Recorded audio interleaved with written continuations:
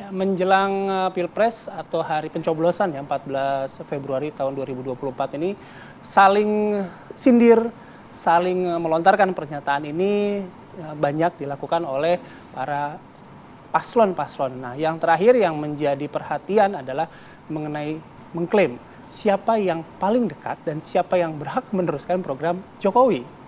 Kita akan bahas, tapi sebelumnya kami akan hadirkan tayangan yang berikut ini.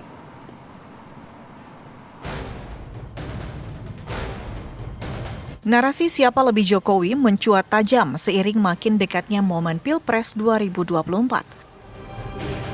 Setelah Sekjen PDIP Hasto Kristianto mengklaim capres yang diusungnya Ganjar Pranowo lebih Jokowi daripada Prabowo. Kini giliran capres nomor urut 2 Prabowo Subianto yang mengklaim dirinya paling Jokowi. Prabowo bahkan menyebut bahwa dirinya telah menyatu dengan sosok Jokowi. Pokoknya saya sudah menyatu dengan Pak Jokowi.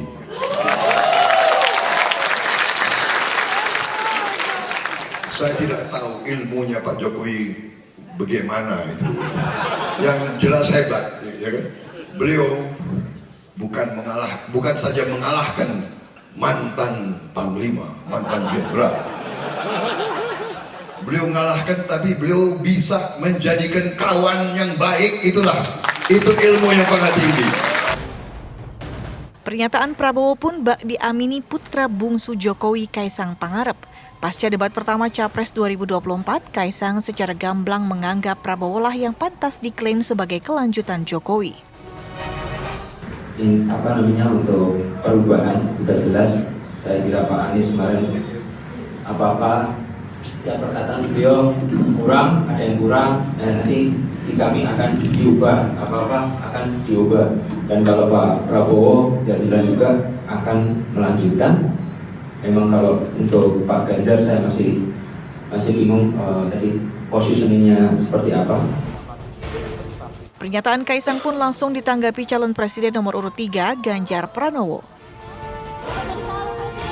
Ya, memang untuk memahami ini perlu belajar dan perlu waktu, sehingga bisa cerdas melihat persoalan dan tidak bingung. Karena politisi tidak boleh bingungan. Politisi harus bisa merespon itu dengan baik. Kita cepat dan unggul. Mas Ganjar.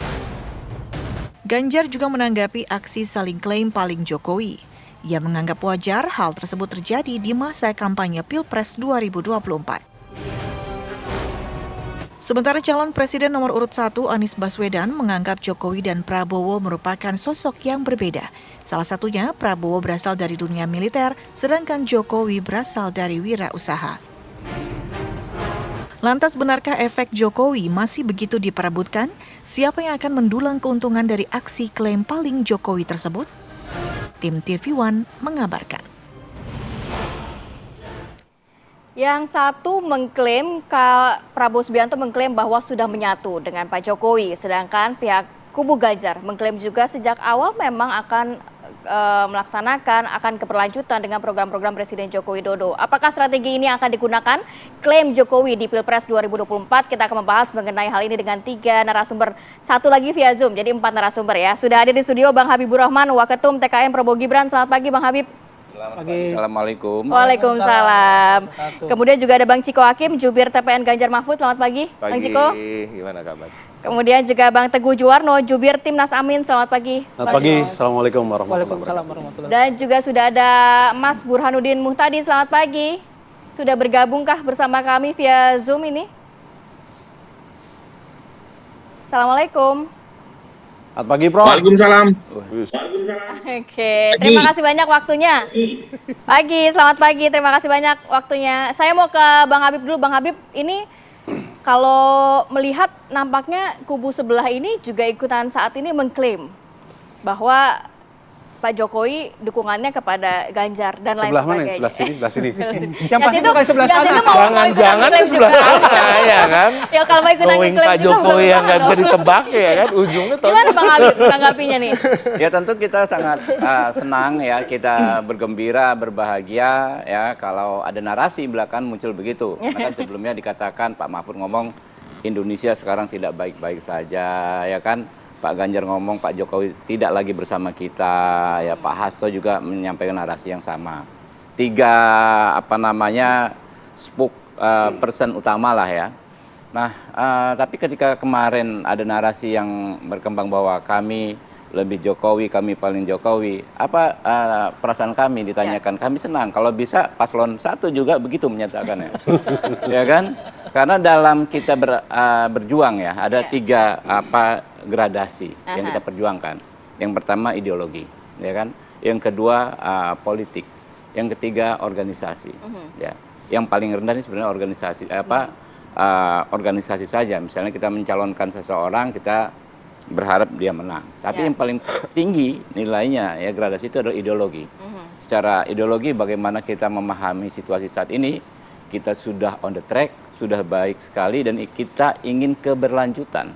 Kita ingin melanjutkan capaian-capaian pemerintahan saat ini, sehingga rakyat tidak lagi galau ya kan, kita akan kembali ke titik nol, ya akan ngulang lagi nanti 10 tahun lagi ngulang lagi dan lain sebagainya. Nah itu yang kami syukuri dengan narasi positif dari sahabat-sahabat kami. Walaupun strateginya jadi kurang lebih sama nih nanti. Nggak ada masalah ya. Sahabat-sahabat kami dari koalisi nomor 3 ya menyampaikan hal yang sama, satu frekuensi dengan kami. Jadi kan sekarang istilahnya dua faksi besar dalam kontestasi ini sudah satu frekuensi yang sama ya kan. Kalau kami yang menang ya alhamdulillah ya kan. Kami tentu akan merangkul semua, baik paslon 3 juga termasuk paslon 1, tetap akan kami rangkul. Kalau kami belum mendapat amanah, misalnya yang menang kubunya Pak Ganjar ya alhamdulillah juga nggak ada masalah. Kita akan support. Ya. Jadi kan? Pak Prabowo adalah paling Jokowi sekarang ya kan? Pak Prabowo adalah paling Jokowi sekarang ya? Ya silakan publik menilai. Itu kan bukan klaim. Yang seperti itu kita klaim setengah mati. Kalau rakyat menilainya tidak demikian kan percuma. Ya kan kita serahkan kepada rakyat untuk menilai. Kalau itu bagi kami adalah komitmen. Ya. Bang Ciko. Tekad besar kami sebagai anak bangsa, itulah tekad kami. Bang Ciko. Kalau melihat apa yang disampaikan tadi Bang Habib, terakhir kan kita dengar Mas Arya dan Mas Hasto ya, menyebutkan gitu ya. Kalau misalnya tadi Bang Habib bilang, kalau waktu itu Pak Ganjar bilang ya Pak Jokowi tidak lagi bersama kita. Sekarang narasinya berubah. Ini lagi galau apa gimana Bang? Sebenarnya bukan narasi yang berubah ya kan, namanya orang kalau satu rumah tangga itu kan ada friksi-friksi biasa lah ya. Suami istri aja bisa berantem ya kan. Justru biasanya yang saling mencinta itu kalau lagi marahnya bisa lebih meledak-ledak kan gitu ya. Tapi pada prinsipnya kita kan bisa tahu siapa yang mencalonkan Pak Jokowi selama 2 periode. Siapa juga yang bersama Pak Jokowi di dalam kabinet yang selalu mendukung program-program beliau, begitu juga di DPR. Nah ini yang satu. Yang kedua adalah bahwa ini bukan sesuatu hal yang tiba-tiba kami Jokowi, enggak. Di dalam visi misi kami pun yang sudah dimasukkan ke KPU dan bisa dilihat langsung oleh seluruh masyarakat, itu semuanya adalah program keberlanjutan dan peningkatan serta percepatan. Jadi pada prinsipnya kita nggak ada yang berubah dari program-program apa yang sudah baik dilakukan oleh Pak Jokowi. Contohnya dengan kartu-kartu yang sudah ada, ya kan, yang kartu sehat, kartu pintar dan lain-lain itu kita mengenhance itu, melakukan peningkatan dengan menjadikannya menjadi satu kartu masuk ke dalam KTP. Nah itu hal-hal yang terus soal IKN tidak serta-merta tidak tiba-tiba Pak Ganjar tahu-tahu pergi ke IKN, enggak, itu ada di dalam visi misi kami, percepatan pembangunan IKN dan lain-lain. Nah ini yang satu. Yang kedua, yang ketiga, ini yang penting juga masyarakat juga harus menilai bahwa Pak Jokowi dan Pak Ganjar memiliki kesamaan dalam historis, sejarah kehidupan, bahwa mereka lahir dari keluarga yang sangat sederhana, ya bahkan bisa cenderung miskin lah gitu ya, tapi bisa menapaki jenjang karir dengan berjuang, kerja keras dan lain-lain sehingga mencapai titik di mana mereka berada sekarang. Itu jadi kenapa kemarin lokasi kunjungan Pak Presiden dengan kampanye Mas Ganjar juga sama-sama, itu salah satunya? Itu bisa-bisa gini, itu setelah kita telah kembali dan apa yang disampaikan oleh Seknek itu katanya kan sesuatu hal yang sudah direncanakan dan kita juga saling tidak tahu. Nah, itu sepertinya semesta mendukung lah, ya kan? Habis Pak Ganjar lalu itu. Nah, itu tanda-tanda alam lah mungkin ya. Tapi pada prinsipnya jadi bukan untuk menghapus jejak kita Ganjar.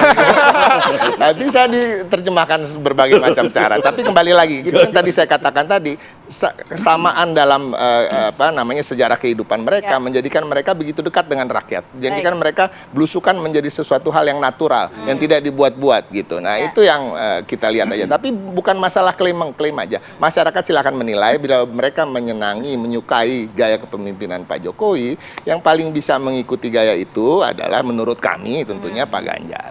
Oke, kita ke Bang Teguh. Bang Teguh melihat dua kubu ini nampaknya mengklaimnya Pak Jokowi. Ya. Harusnya ikut juga. Oh, iya. Apakah ada waktunya ikut atau?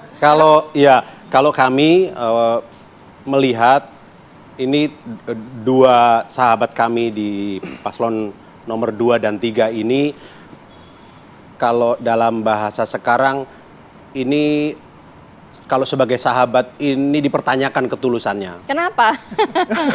Begini, kalau kita benar-benar sahabat itu kan ketika kemudian sahabat kita melenceng, apalagi mau kecebur sungai gitu, kita ingetin dong. Nah, Pak Jokowi di periode pertama, kita semua sepakat luar biasa prestasinya, dikagumi, pencapaiannya juga sangat bermanfaat buat masyarakat.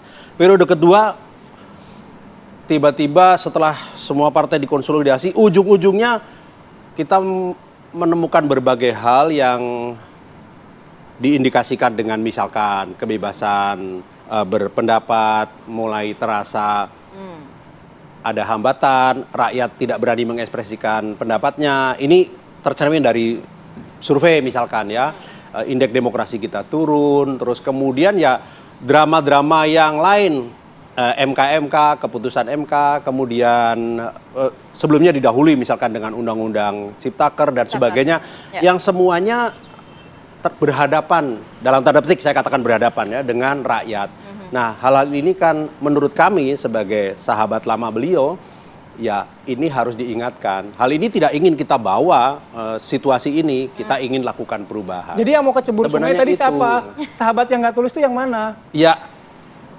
Pak Jokowi ini kan kita ingin beliau kalau dalam perspektif spiritual itu pengen menyelesaikan kepemimpinannya dengan husnul khotimah, dengan akhir yang baik, akhir yang cemerlang, sehingga kemudian selalu dikenang sebagai presiden yang hebat itu. Nah, tetapi di akhir perjalanan beliau ini kan kita melihat ada hal-hal yang kok tidak sejalan dengan prinsip-prinsip atau esensi demokrasi. Ini harus kita ingatkan. Nah, itu kita ingin menjadi sahabat yang mengingatkan. Nah, ini yang di samping-samping merasa akan diingatkan nggak? Tapi tahan dulu, Bang Habib. Kata kuncinya dia pengen jadi sahabat juga. Iya.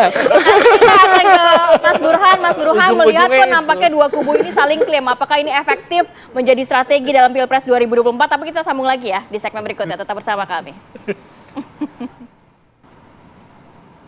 Ya, kembali kita lanjutkan perbincangan. Saya mau ke Mas Burhan, kalau melihat ini nampaknya dua kubu saling klaim siapa yang paling Jokowi begitu ya. Apakah ini efektif dalam Pilpres 2024 dan siapa yang memang paling Jokowi, Mas Burhan?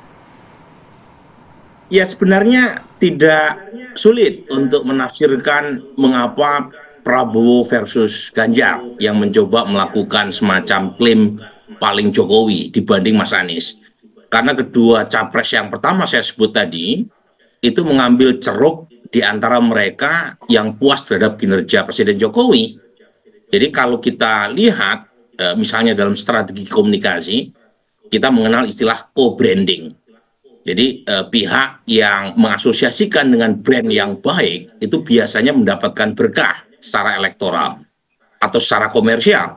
Dan dalam konteks ini memang Presiden Jokowi diakui tidak diakui, suka tidak suka, itu approval ratingnya masih tinggi, bahkan di tengah gempuran isu-isu yang terkait dengan masalah etik atau kebebasan. Jadi terakhir 76,2% masyarakat yang masih approve. Jadi apa yang menjadi concern dari para mantan pendukungnya, terutama dari kelompok kritis seperti Gunawan Muhammad, Butet Kartarjasa, Ikrar Nusa Bakti, dan banyak lagi yang lain, itu ternyata masih sebatas concern di kalangan para elit ya intelektual, tapi secara umum masyarakat masih puas terhadap kinerja beliau. Dan ini yang menjelaskan mengapa kemudian Mas Ganjar dan PD Perjuangan terkesan mengubah strategi haluan, terutama pasca putusan MK yang terkesan di mata publik kritis terhadap Presiden Jokowi, ya tentu ada dasarnya, kritisnya, karena memang putusan MK juga mengatakan demikian. Tetapi belakangan co-branding itu dijalankan kembali oleh Mas Ganjar, dan menurut saya pertanyaan apakah itu lambat atau telat atau tidak telat, tetapi nanti kita yang akan melihatnya minimal dari hasil survei. Nah, per hari ini kalau kita lihat memang ada perubahan sikap publik terhadap bagaimana mereka melihat klaim paling Jokowi di antara dua calon ini, ya.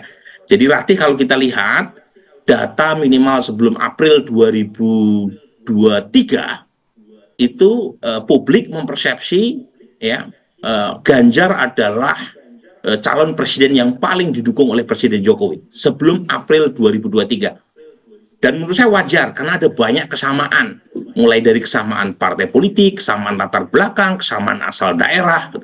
Tetapi sejak April, mereka yang menganggap Prabowo didukung oleh Presiden Jokowi itu naik cukup signifikan. Dari sekitar 12% di data kami, April sampai sekitar September itu naik menjadi sekitar 30-an%. Ganjar masih teratas, sekitar 40-an% masyarakat menganggap Ganjarlah yang paling didukung oleh Presiden Jokowi sampai September akhir. Tapi ketika memasuki bulan Oktober, terutama sejak Prabowo Gibran didaftarkan ke KPU, itu terjadi perubahan yang sangat signifikan. Sebelumnya Ganjar konsisten mendapatkan kredit atau asosiasi sebagai calon yang paling didukung oleh Presiden Jokowi. Per akhir Oktober sampai sekarang, calon presiden yang dianggap paling didukung oleh Presiden Jokowi menurut responden adalah Prabowo Subianto, dengan gap yang sangat tajam antara 64% yang menilai Prabowo dianggap sebagai capres yang didukung oleh Presiden Jokowi, dengan hanya 11% yang menilai Mas Ganjar. Nah, pertanyaannya mengapa?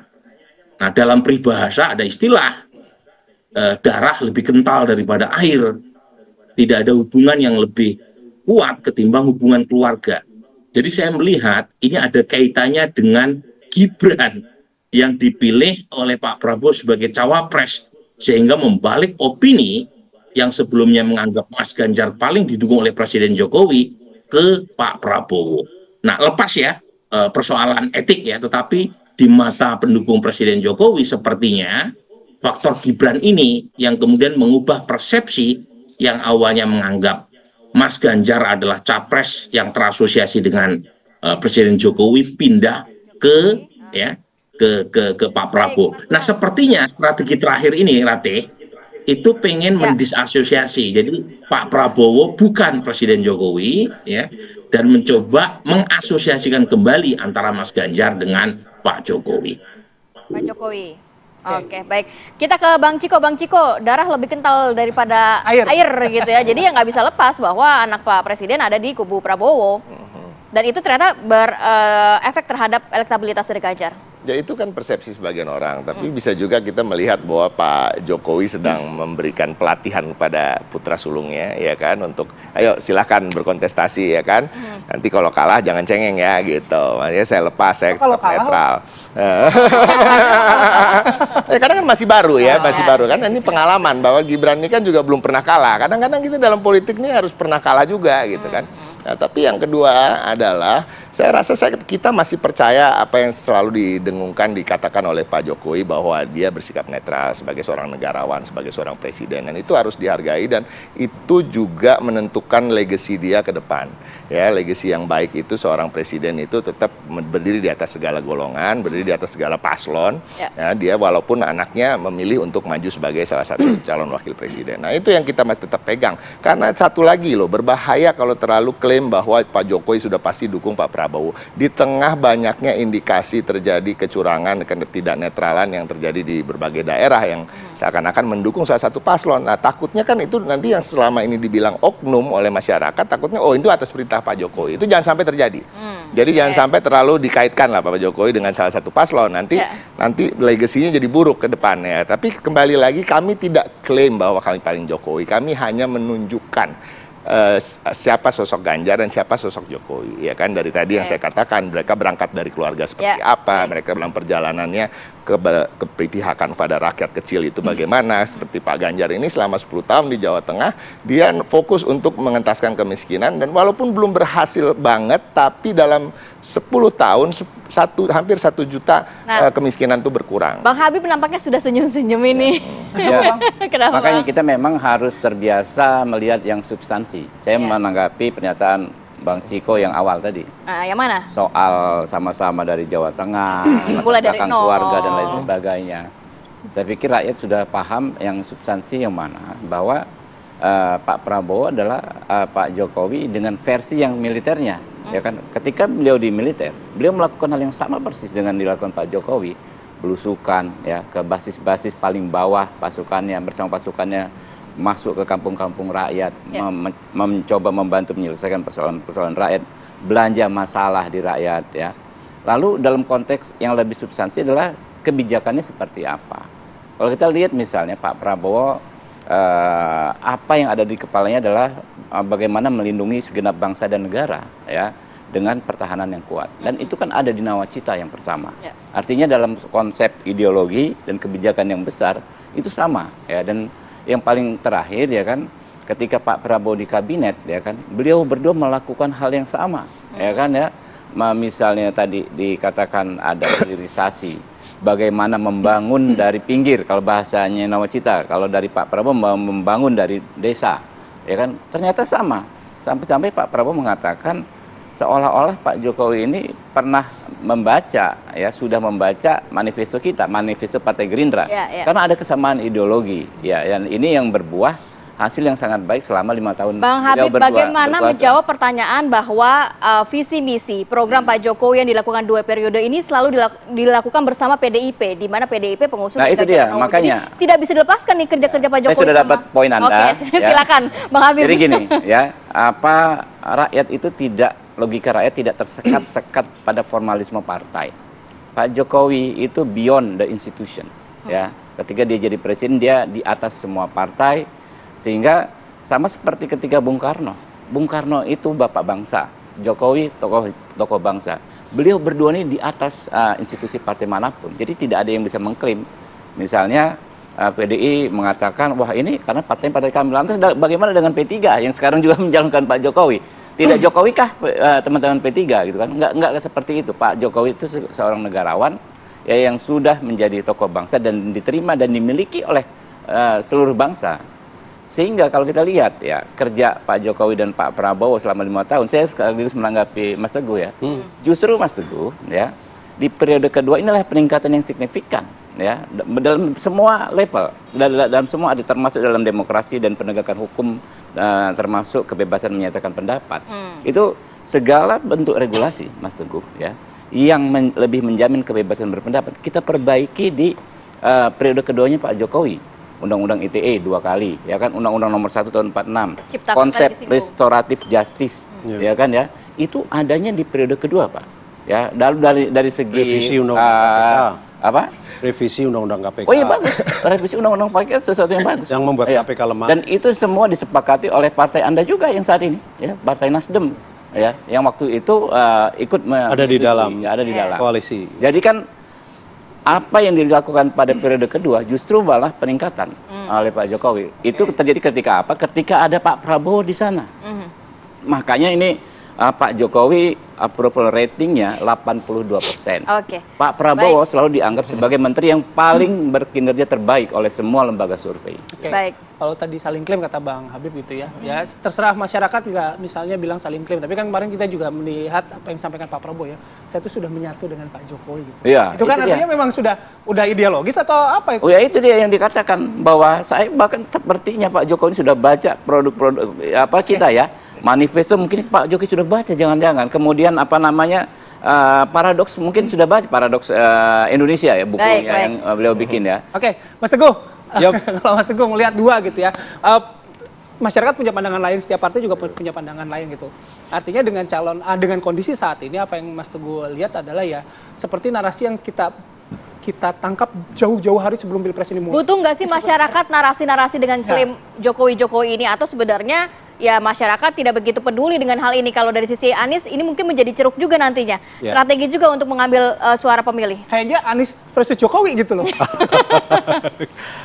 Yang pertama, kalau kita cermati ya, apa yang disampaikan oleh Prof. Burhanuddin Muhtadi tadi, maaf. Kan secara tegas beliau mengatakan bahwa memang approval rating Pak Jokowi yang masih tinggi ini diharapkan kalau dalam bahasa pesantren sawabnya gitu ya, itu masih bisa terbawa, khususnya oleh dua paslon 02 dan 03 gitu. Namun yang patut diingat, Pak Jokowi itu 2024 sudah pasti akan berganti begitu kan, sesuai konstitusi gitu. Nah di sini kalau kita justru kasihan kalau Pak Jokowi masih terus dibawa-bawa begitu, sampai istilahnya balihonya pun harus difoto bersama dengan Pak Jokowi gitu. Sudahlah, Pak Jokowi itu jangan kemudian, saya kadang-kadang bayangkan nanti bagaimana ceritanya ya kalau terus kemudian takdir menentukan lain gitu kan, kasihan. Kita ingin Pak Jokowi ini betul-betul berakhir dengan graceful, dengan penuh kewibawaan, keanggunan, dan kalau dalam bahasa Jawa jerbasuki, mikul dhuwur mendep jero itu loh, maksudnya biar betul-betul ya sudah beliau nanti menyelesaikan tugasnya itu tetap dengan harum dengan semua prestasi yang dimiliki, nggak usah ditarik-tarik lagi lah beliau gitu.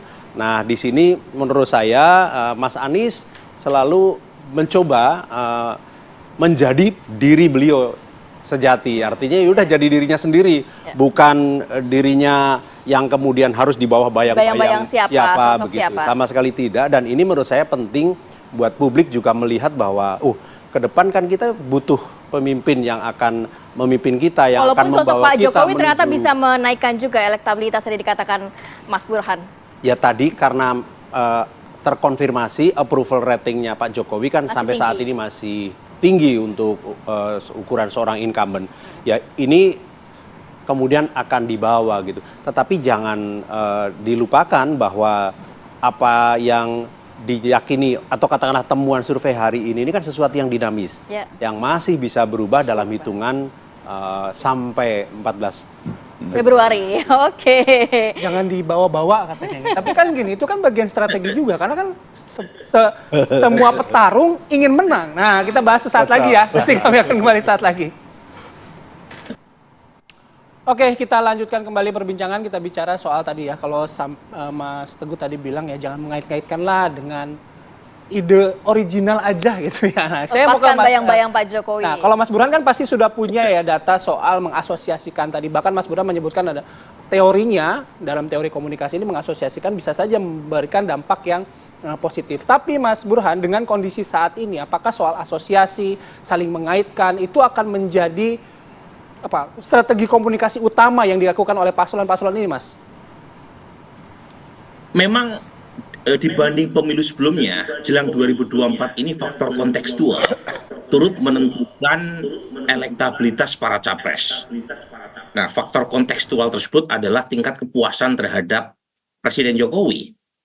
Nah, tentu bukan hanya Pak Prabowo maupun Mas Ganjar yang ngalap berkah Presiden Jokowi, tetapi kalau misalnya posisi Mas Anies kan justru sebaliknya. Kita membuat analisis korelasi over time, kita temukan sebenarnya Mas Anies itu korelasinya masih positif tuh dengan approval rating Presiden Jokowi sampai akhir 2022. Bahkan yang korelasinya itu negatif dalam pengertian kalau approval rating Presiden Jokowi naik, kemudian elektabilitas Pak Prabowo turun, itu terjadi sampai November 2022. Dan menurut saya wajar, karena pertama Mas Anies itu mantan jubir Presiden Jokowi di 2014 dan mantan menteri periode pertama Presiden Jokowi. Tetapi sejak dicalonkan Nasdem dan kemudian Presiden Jokowi mendisasosiasi hubungannya dengan Mas Anies di publik maupun di kegiatan-kegiatan non-publik, itu mulai terjadi pergeseran dari korelasinya positif menjadi negatif. Sebaliknya, Pak Prabowo yang awalnya korelasinya negatif, itu belakangan justru positif, bahkan mengambil posisi yang sebelumnya dinikmati oleh Mas Ganjar. Jadi intinya memang persepsi seperti yang Mas Teguh sampaikan itu naik turun kayak iman. Dan nah pertanyaannya adalah bagaimana dengan 2 bulan ke depan sebelum pemilu?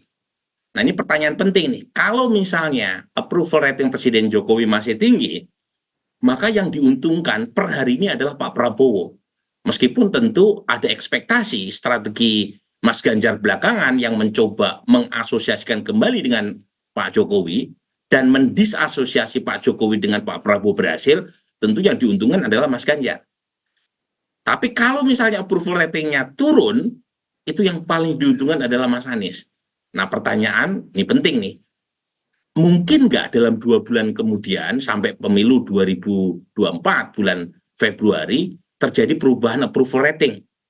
Nah, kita lihat Bayu, dari analisis regresi yang kami buat, berbagai macam variabel yang menentukan faktor approval rating presiden, bukan hanya Presiden Jokowi, tapi Presiden SBY, Presiden Mega, itu adalah kepuasan terhadap evaluasi sosiotropik ekonomi.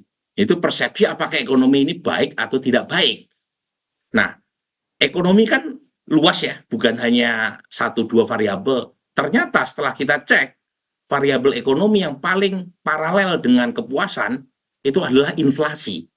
Jadi kalau inflasi itu naik, approval rating presiden siapapun turun. Kalau inflasi rendah, presiden siapapun akan naik. Penjelasannya sangat sederhana. Kalau inflasi naik, barang-barang naik, masyarakat marah. Kemarahan mereka lampiaskan ke pemerintah. Tapi kalau inflasi turun, mereka happy. Nah, pertanyaannya coba kita cek data BI atau BPS. Ternyata memang mengapa approval rating Presiden Jokowi lebih tinggi di periode kedua ketimbang pertama? Itu karena Pak Jokowi mampu menjaga rezim inflasi rendah. Rata-rata 3,2, bahkan belakangan di bawah 3%. Belum lagi guyuran bansos, PKH, BLT. Jadi memang saya tidak tahu ya, kalau misalnya di atas kertas sepertinya sulit. Berharap approval rating Presiden Jokowi turun di bawah 70%. Apalagi di bawah 60%. Seperti kejadian di akhir 2022.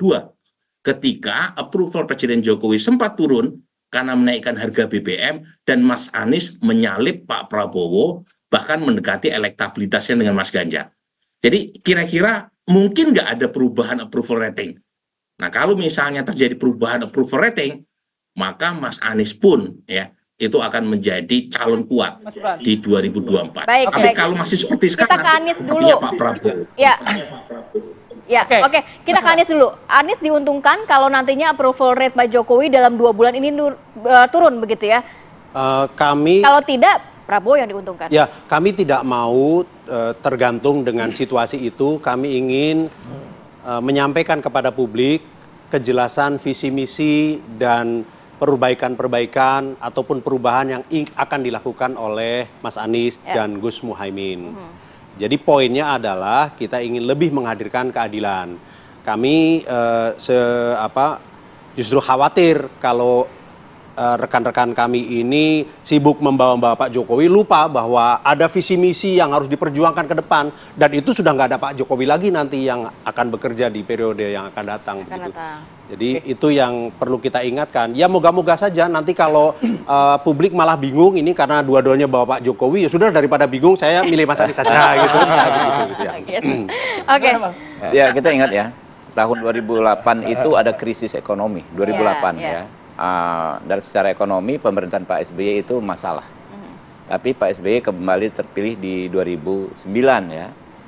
Kenapa? Karena rakyat mencintai pemimpinnya. Nah itulah yang terjadi kepada Pak Jokowi hari ini. Beliau ini kata Mas Bambang Pacul, mau gimana di framing jahat, mengintervensi MK, bersikap tidak demokratis, berubah dan lain sebagainya. Rakyat mencintai beliau. Nah betul ada analisa tergantung situasi ekonomi, tapi ada yang lebih, menurut saya lebih penting lagi bagi rakyat ya. Bagaimana dia melihat sosok orang yang bekerja keras untuk dirinya, yang all out ya, dan mampu, yaitu Pak Jokowi. Ya, sehingga ketika kita bicara approval rate-nya Pak Jokowi, saya pikir tidak semudah kita menerapkan pada calon orang-orang lain. Oke. Ya. Karena ini bicara orang yang dicintai oleh rakyat. Kata Pak Bambang Pacul itu balik-balik, mau gimana? Lu serang Jokowi, dia dicintai rakyat. Sederhananya gitu kan, ya. pokoknya susah Nah, ditiru dah gitu ya. Itulah kenapa ya kan menurut kami legacy ini Pak Jokowi ini harus dilanjutkan gitu loh. Jadi bukan karena ini apa kata Mas Teguh kan ya sama-sama Jokowi, kita pilih perubahan. Ya sebetulnya rakyat itu kan menikmati, merasakan karena sentuhan tangan Pak Jokowi 5 tahun, 10 tahun, 9 tahun pemerintahannya berjalan baik. Jadi optimis approval rate-nya dalam 2 bulan masih terus naik, sehingga Prabowo juga mendapatkan karena itu ya memang benar dari situ. Komitmen kami melanjutkan semua. Jadi rakyat nggak usah susah-susah. Yang paling mau melanjutkan berkomitmen itu siapa? Oke, gitu kan. Bang Ciko. Kami tidak melihat sejauh itu ya, bahwa unsur variabel Jokowi ini sangat penting. Saya setuju, tapi bukan yang terpenting atau satu-satunya. Tentunya yang paling penting adalah tadi dikatakan, saya setuju juga visi misi, ya kan, rekam jejak calon-calon yang ada sekarang. Karena yang ada di kertas suara nanti adalah 3 paslon ini, bukan Pak Jokowi gitu. Tapi kembali lagi tidak juga terlalu setuju dengan Prof. Burhan Mutadi tadi, bahwa menyatakan bahwa ini semua tergantung approval rating dan lain-lain. Enggak. Masyarakat kita juga masyarakat yang sudah cerdas. Masyarakat kita akan menilai paslon-paslon ini sebagai sosok-sosok yang mandiri, ya kan. Tapi kembali lagi, apakah Pak Ganjar menjadi sesuatu yang bisa kita sandingkan, ada kesamaan-kesamaan dengan Pak Jokowi? Saya masih yakin memang yang paling punya kesamaan dalam berbagai hal adalah beliau gitu ya. Khususnya kedekatan dengan rakyat kecil itu aja. Baik. Terima kasih Mas Teguh, Bang Ciko, Bang Habib. Terima kasih Bapak, sehat selalu. Tadi kita udah hari ini kita nggak berkelahi ya. Sama. Terima kasih Prof. Terima kasih juga, Ya, beliau bersahabat. Iya. Gak berani, 80% bos ya approval rating. Ini kebetulan menjadi salah satu tema yang akan dibahas di debat Cawapres besok. Jadi kita akan bahas sesaat lagi, tapi dengan ganti tim ya. Kita ganti tim, nanti narasumbernya. Betul, nanti ada narasumber lainnya dan juga apakah dalam mungkin nanti segmen berikutnya begitu ya. Apakah nantinya di debat perdana Cawapres ini juga akan adu gagasan atau justru adu gimmick ya. Kita hadirkan saat lagi, tetap bersama kami.